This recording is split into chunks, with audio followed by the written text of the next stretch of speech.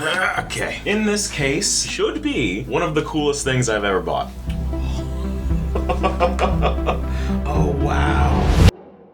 I'm a collector. We all know this. This whole channel is based around that. You know, trading cards, video games, toys, Rubik's Cubes. I just like to collect stuff that I find interesting. There's a whole bin of Rubik's Cubes right here that I just pulled that out of. But one of my biggest collecting habits that I've never really talked about here is my long-running love of collecting guitars and instruments. You know, a lot of you might know that I'm a musician, but I'm also a big music history nerd, music gear nerd of the works. And for years, I've been collecting electric guitars, acoustic guitars, basses, ukuleles, anything. I've had a lot of them, I sold a lot of them, but today I want to show you the absolute crown jewel of not just my guitar collection, but probably my entire collecting career, I guess. And it all has to do with my favorite band.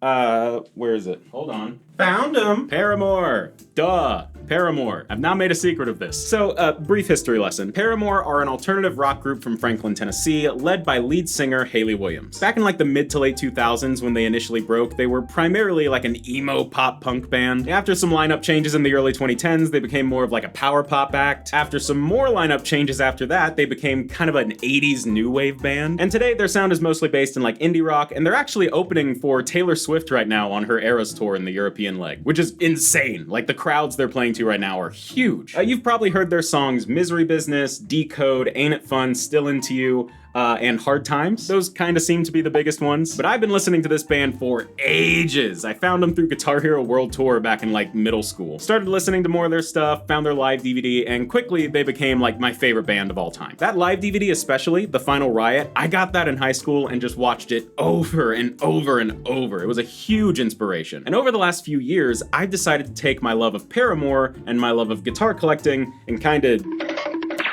that. So I've started hunting down the same kind of guitars that were used in Paramore to add to my collection. So I did what research that I could, because unfortunately there aren't too many guitar nerds like me who are trying to catalog the gear used by Paramore. The guitar gear nerds haven't really caught up to the emo era as much, but I was able to find what I believe to be the same model of guitars that were used for the Final Riot. The camera that I was filming this video on initially died a loser's death, so I have swapped to my phone. But today's video is about bass, because I managed to find a once-in-a-lifetime guitar that, like I said, is the crown jewel of all of my collections now. A Fender Precision bass that was owned and played in Paramore. During the era that live DVD was filmed, too. I'm not kidding.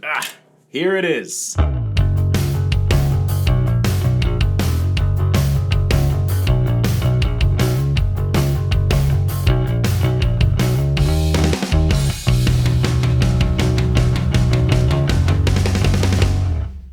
Guy. Look at this little weirdo. So okay, maybe let's slow down a little bit. First, what is this thing? Not like the Paramore specifics of it, but like as an instrument, what is this? Well, at its core, this is a bog standard stock Fender Precision bass. What does that mean? Well, the Precision bass was one of the earliest examples of an electric solid body bass guitar, originally made by Fender in the early 50s. You know, before things like this were made, bands used to have bassists that played those big upright basses, you know, the violin-shaped things. Those were not electric instruments. They relied entirely on natural acoustic amplification, which means just how loud it is naturally is how loud it's gonna be. And as a result, in all those big swing bands back in the day, they'd get kind of lost in the mix. So boom, they make these, and now they're electric. You plug a cable into here and then out to an amp and you can finally hear the bass player.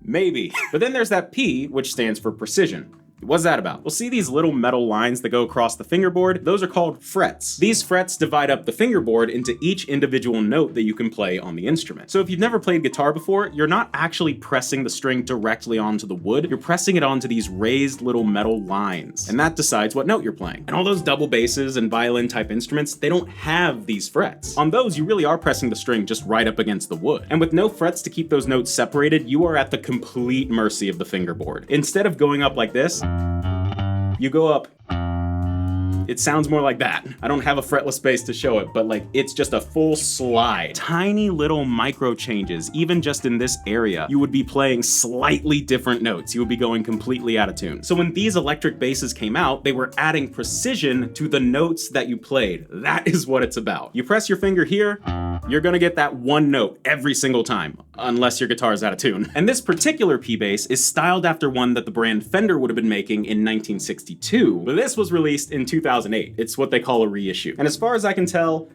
besides the aesthetics, it is completely stock, exactly how you would have taken it off the rack back in 2008, which is to say that the electronics are all original, the pieces and parts are all original, like nothing's been upgraded with secondhand parts. I believe this is a 2008 1962 American vintage reissue Fender Precision bass. So if you went to a Guitar Center in 2008 and bought one of those right off the rack, it would basically be this, but a lot cleaner. But obviously, that's not the interesting thing about this bass. The interesting thing about this bass is who owned it and what they did to it. There's honestly a really cool story attached to this bass, and I'm really excited to tell you. Now, I've not been able to corroborate any of this story with people who were actually there back in the 2000s, but from my own research, talking to previous owners, and my own just kind of general knowledge of guitars and Paramore history, this is my best approximation of the story of my Paramore bass.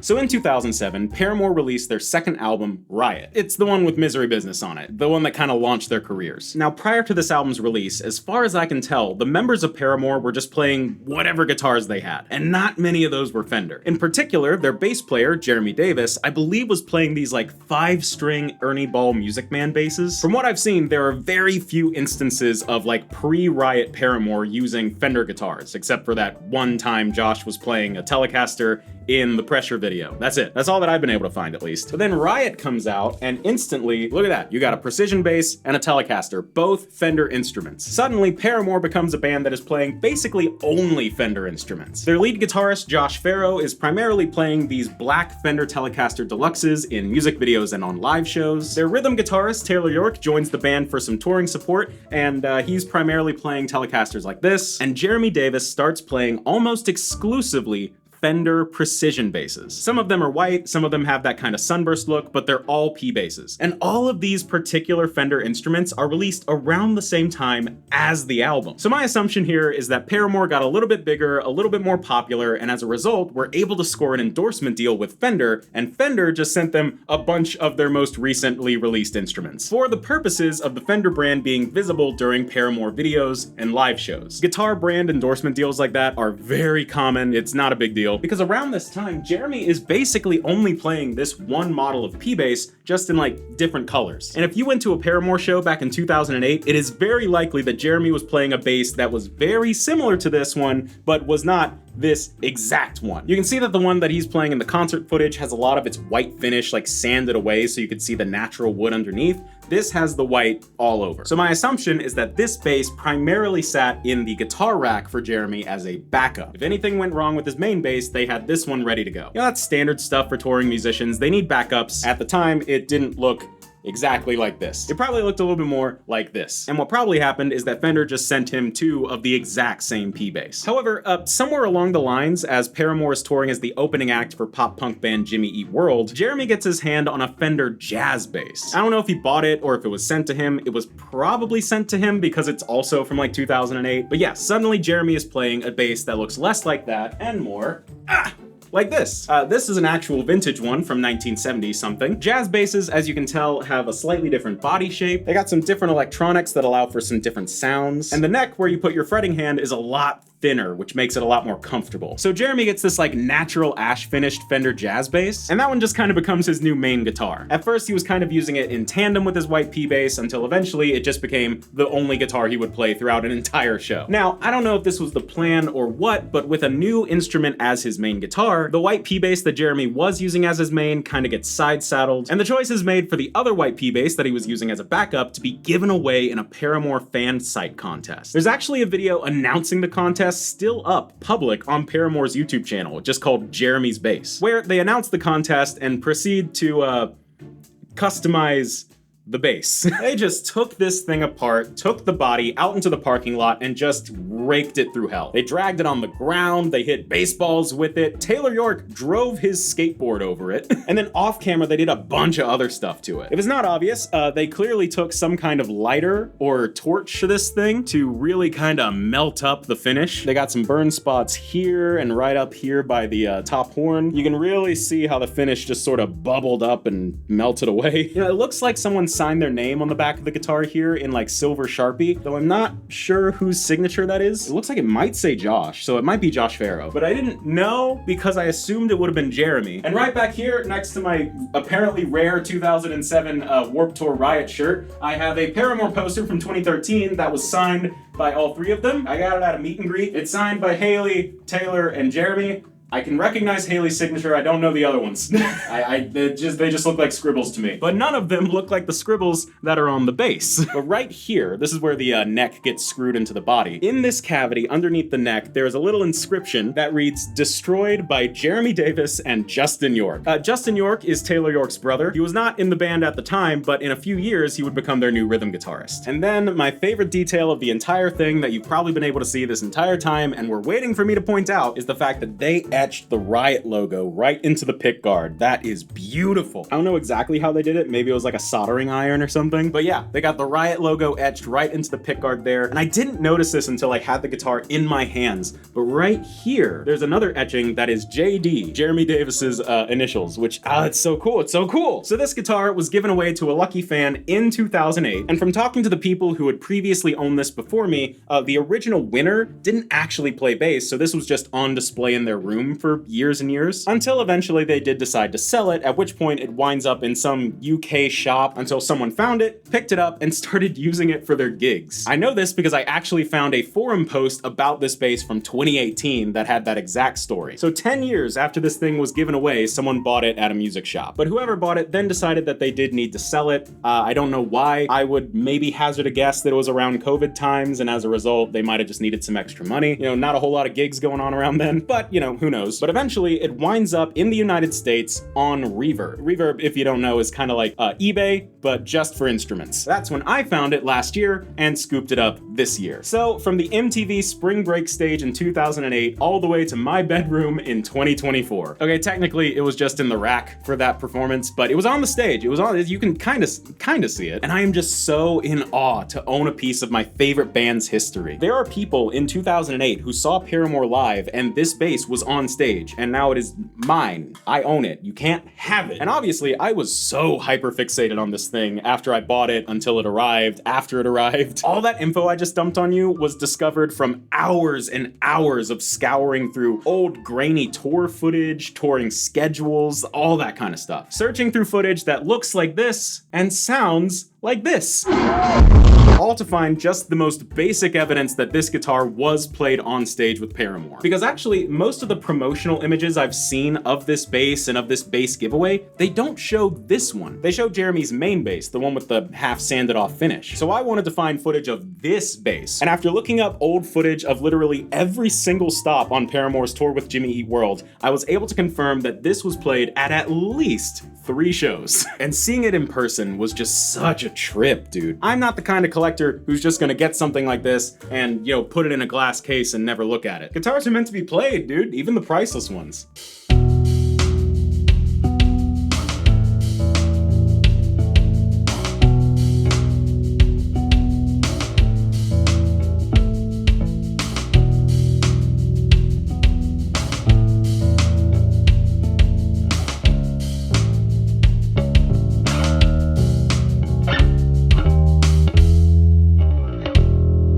unfortunately, whoever owned this previously, probably the person from 2018, decided to take the original strings off and set it up different so that they could play it in their band, which means the original strings that were probably used on that tour have probably just been thrown away and are rotting away in the ocean. I'm totally not bitter about that, but it did make me feel less guilty about taking those strings off and setting this up to be played. I don't gig, but I've been using this for a lot of like recordings and demos and stuff. Despite the battle damage that the body took, the neck is actually shockingly clean. You know, they clearly took that same blowtorch to the headstock, and the tuners are a little bit banged up, but the neck, where you actually put your hand to play, is very, very clean. It's like it's untouched. So playing the bass actually feels pretty normal, and it sounds well, I'm a guitar player, so basses sound like basses to me. One interesting thing, though, that I've tried to recreate here is that back in the day, Jeremy would actually set up his 4-string basses to be kind of like a 5-string. If you don't know, basses typically only have 4 strings, and they're tuned like the top 4 strings of a guitar: E, A, D, G.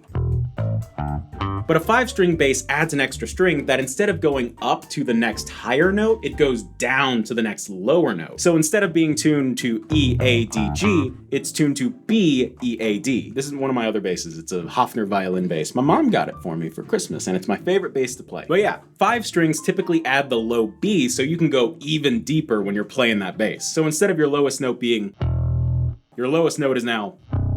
It's almost hard to make out what note it is, but it's a low B if this is in tune. Jeremy liked playing 5 strings, and he liked having that extra low note, so he had all of his 4 strings set up to be like a 5-string, without the high G. Now, when I received this bass, it had been reverted back to normal E standard. So I bought my first ever set of 5-string bass strings and tried not to mess this thing up. I wanted to make sure this was as close to how Jeremy would have had it in 2008 as possible, as close to how it was on the tour. But I'm no guitar tech, and I'm not really confident enough in any store or repair shop in town to handle this one-of-one piece. If something gets messed up on this thing, there is no replacing it. So while I'm not confident that I did the best job setting it up, I might just have to live with it being a little rough around the edges. As if it isn't already. And since I now have the exact same kind of guitar that Josh Farro would have used in Paramore back in 08, the exact same kind of guitar that Taylor York would have been using in Paramore back in 08, and the actual bass that was used in Paramore back in 08, I guess I kind of have to put them all together, don't I? Now, obviously, I can't just do a Paramore cover right now. I would get a copyright strike, and probably no one would end up seeing this video. But that doesn't mean that I can't give my best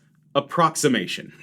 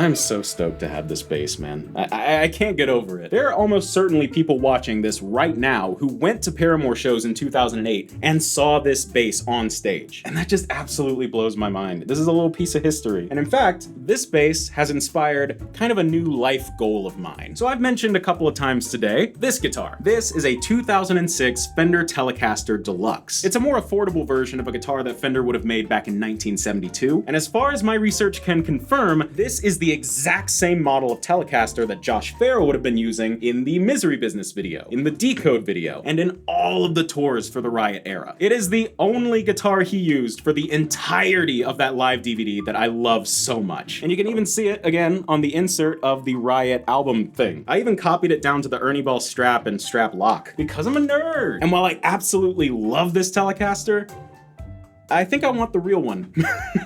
I can't say it without laughing because it's so ridiculous. If it is possible, it might not be, but if it is possible, I want to try and buy the actual Riot Telecaster. The one that would have been on those tours and in those music videos. I want to see if one day I can buy that guitar. I mean, I would be really happy to buy and own any more pieces of gear that were actually used in Paramore, like my bass, but this would be the guitar for me. The most iconic guitar from my favorite band of all time. So I guess this has turned into an open call to Josh Farrow. If you happen to stumble across this video from a Pokemon card YouTube channel of all things, and you still have that Fender Tele Deluxe that you were playing 16 years ago and are open to selling it, I'll buy it. But also, this is a call out to the Hard Rock Cafe in Nashville, Tennessee. If my research is correct, then you guys, who are just one state over from me, have another Paramore guitar that I am interested in. From what I've seen online, it's inside the gift shop, and it is a guitar that was smashed in the Crush Crush Crush music video. It also comes with a microphone covered in orange tape. The sign underneath reads, "This guitar was played by Josh Farrow and smashed to its present condition during their Crush Crush Crush video." The tape-covered microphone belonged to Haley Williams. Both pieces were donated to the Hard Rock's memorabilia collection after their performance at the Hard Rock Live Orlando on March 27th, 2008. So you guys have another Paramore guitar and a Haley Williams-owned microphone that I would really love to add to my collection. The sign says it was played by Josh Farrow. I don't have visual evidence of that. The guitar he's playing in the music video is not the guitar that's getting smashed, and the person who's smashing the guitar is an extra, not Josh, or any member of the band for that matter. But it's a guitar that was featured in a Paramore music video, is signed by all the band members, has the Riot logo written on the destroyed pickguard, and I want it! I'm not kidding. If that is something you guys are willing to part with, hit me up on Instagram and we can talk. If nothing else, I would love to be able to take a look at it and document it for a video kind of like this. But for now, I am still beyond in love with this bass. It is the peak of my guitar collecting journey so far, probably the peak of my entire collecting journey so far. And I know that this is a pretty different topic for the Foafy channel. We usually stick to trading cards and apparently Rubik's cubes here, but this is a collectibles channel and this is a collectible to me, and I just had to make a video that documents this little piece of like emo music history in all of its tiny banged up details and what I just think is a really cool story. And yeah, I think that's it. Leave.